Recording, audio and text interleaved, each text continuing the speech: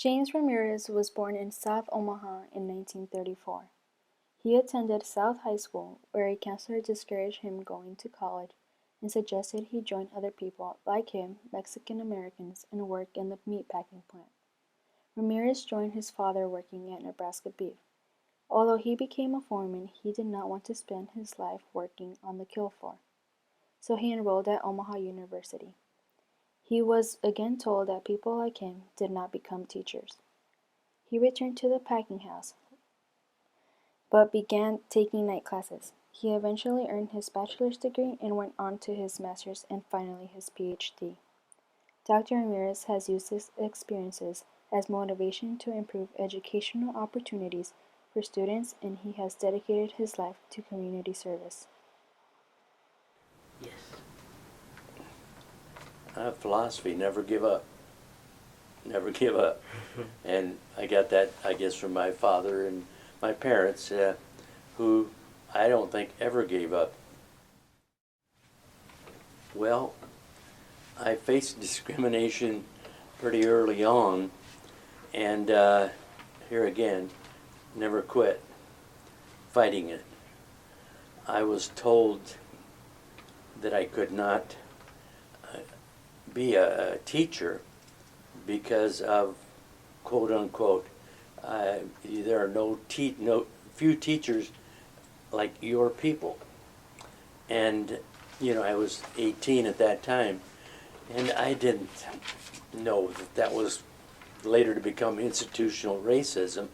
So I dropped out of school at the university and went to work in the packing house for 13 years, where my father worked. Well, I like to think that I had something to do with that through my efforts in recruiting teachers to Omaha.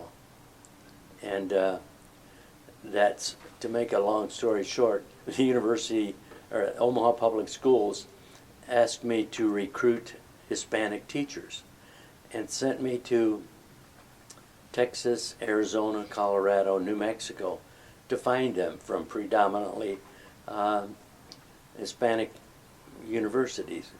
And I like to think that I left my mark with recruiting efforts as well, because there are a lot of teachers here that I brought from other parts of the country, and a lot of them from Omaha as well, both African American and Hispanic.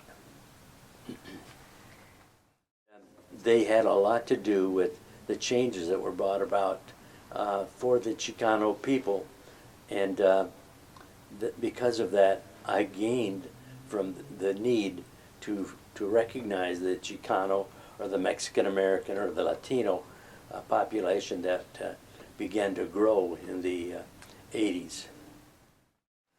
For the community, that it continues to recognize education as the most important thing in a youngster's life.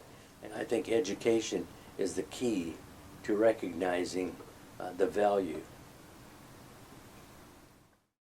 I'm from New Mexico, and I went to New Mexico State University. And every year, New Mexico State has this huge teacher job fair for their graduates. And so I went and I interviewed, and I met Dr. Ramirez during the interview, and he followed me into the bathroom after the interview was done and was like, "You need to come to Omaha. Come to Omaha. It's a great place." And he wasn't even my interviewer. He was interviewing somebody else, and he asked if he could sit in on my interview, and he just listened to some of my answers. And then, like I said, I got done with my interview. I went to the bathroom, and he followed me in there, and he told me that that I should come to Omaha, and that he thought that I would like it here, and then for a whole year he would just call me and check in and see if I was ready to move to Omaha. I grew up in a town in New Mexico where it was like 90% Hispanic, and so all my principals were Hispanic, my teachers, a lot of them were Hispanic, and I didn't really realize what a impact that has. And then I got to Omaha, and there's nobody. That's important when you're talking about other young Hispanic students, and you start to think about, like, what am I going to do with my life? But I look all around me, and people who are in professional positions don't look like me, then consciously or subconsciously, that's going to have an impact on me. And I'm going to start to believe that I can't do that because my principal isn't Hispanic, my teacher isn't Hispanic, my doctor isn't Hispanic, the nurse isn't Hispanic. And so that's why I wanted to come to South. And that's why I went to, Jim always just talked to me about how important it was to make sure that South Omaha was taken care of, and that there were people in South Omaha who cared, and that there were people who would do things for the students and families of South Omaha. And so when I look at what I do, I think a lot about just what would Jim do? What would Dr. Ramirez do? What would he do to help a family? And even now he's retired, and he'll still, there's been times where I've called him and I've said, hey, I have this family that, this is happening or that's happening, and who do you know? Who can I call?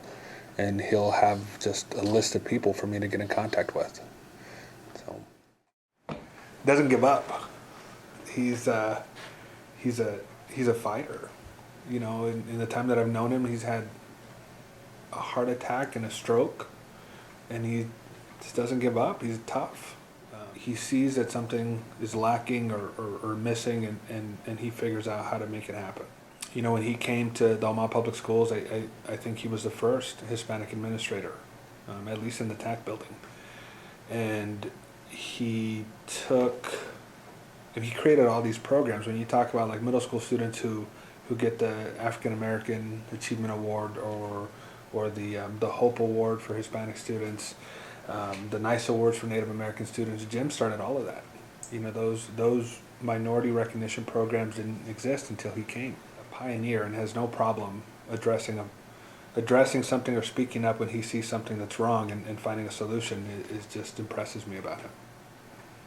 He's the godfather. To never stop. That even if you hit some like a wall and you think it's impossible to get over it, there's always a solution. And so that's something that I've picked up from Jim. I mean, he never gives up. And you want to see him work, tell him he can't do something. And if you're pushed hard enough, you can do anything. Push yourself. And that's not easy.